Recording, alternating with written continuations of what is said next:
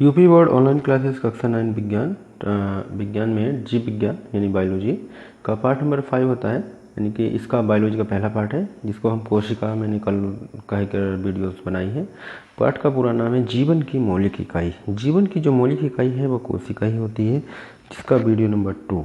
ठीक है, अब इसमें हमको बताना है कि कोशिका के बारे में, कोशिका किससे मिलकर बनी होती है।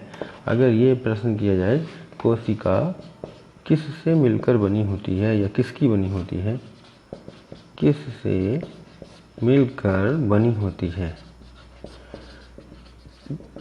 कोशिका जीवन की सबसे छोटी इकाई यानी मूल इकाई है। ठीक है, और कोशिका का निर्माण किस किस से होता है यानी किससे मिलकर बनी होती है, तो उत्तर आता है हमारा कोशिका किससे, प्लाज्मा झिल्ली, प्लाज्मा झिल्ली, केंद्रक, कोशिका द्रव्य। प्लाज्मा झिल्ली, केंद्रक और कोशिका द्रव्य, इन तीनों से मिलकर कोशिका का निर्माण होता है। प्लाज्मा झिल्ली और केंद्रक तथा कोशिका द्रव्य से मिलकर कोशिका का निर्माण होता है। प्लाज्मा झिल्ली, केंद्रक और कोशिका द्रव्य से कोशिका का निर्माण होता है। यानी कोशिका के 3 भाग हैं, एक तो प्लाज्मा झिल्ली, केंद्रक और कोशिका द्रव्य। अगला प्रश्न है प्लाज्मा झिल्ली। प्लाज्मा झिल्ली को क्या कहते हैं? प्लाज्मा झिल्ली क्या है? प्लाज्मा झिल्ली या इसको कहा जाता है कोशिका झिल्ली। प्लाज्मा झिल्ली या कोशिका झिल्ली क्या है? ठीक है, प्लाज्मा झिल्ली या कोशिका झिल्ली क्या है? तो उत्तर बनता है यह कोशिका की सबसे बाहरी परत होती है। प्लाज्मा झिल्ली क्या होती है? यह कोशिका की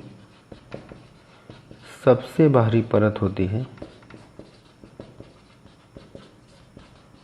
बाहरी परत होती है जो कोशिका के घटकों को वातावरण से अलग करती है। जो कोशिका के जो घटक होते हैं, ये जिनकी टोटल कोशिका मिलकर बनी होती है, उनको वातावरण से अलग करती है। घटकों को वातावरण से अलग करती है। ठीक है, प्लाज्मा झिल्ली या कोशिका झिल्ली क्या है? प्लाज्मा झिल्ली या कोशिका झिल्ली यह कोशिका की सबसे बाहरी परत होती है जो कोशिका के घटकों को वातावरण से अलग करती है। यानी कोशिका के जितने भी घटक होंगे, जितने भी घटक होते हैं जिनसे कोशिका मिलकर बनी होती है, तो इसके अंदर स्थित होते हैं। ये बाहर वाली परत होती है, तो बाहर वाली जो परत है वो वातावरण के साथ मिली होती है। ठीक है, तो वातावरण के जो संपर्क में आती है बाहर की परत, जिसको हम प्लाज्मा झिल्ली या कोशिका झिल्ली भी कहते हैं। ठीक है, तो इसको क्या कहा जाता है? प्लाज्मा झिल्ली या कोशिका झिल्ली।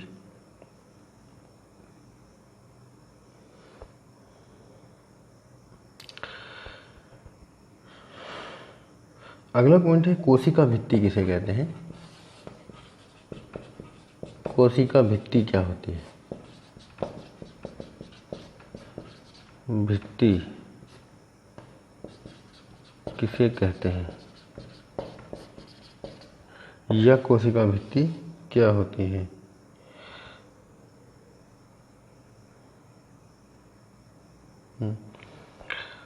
ये पादप कोशिकाओं में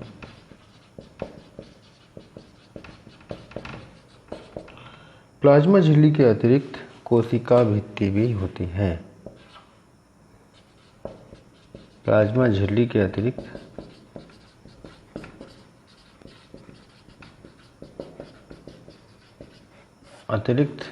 कोशिका भित्ति भी होती है।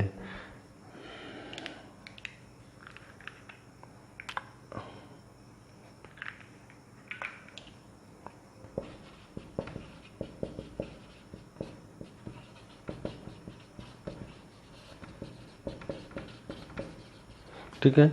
जो पादप कोशिका मतलब जो पेड़ पौधों की कोशिकाएं होती हैं।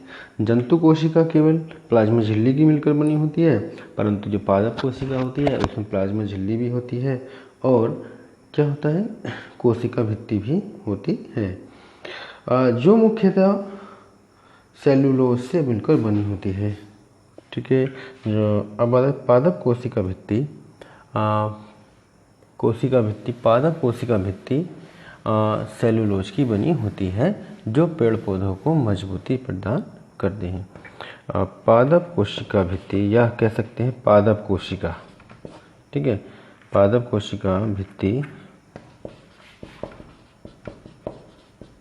कोशिका भित्ति सेल्यूलोज की बनी होती है। सेल्यूलोज की बनी होती है, जो पेड़ पौधों को पादप मतलब जो पेड़ पौधे वगैरह होते हैं, पादपों को मजबूती प्रदान करती है।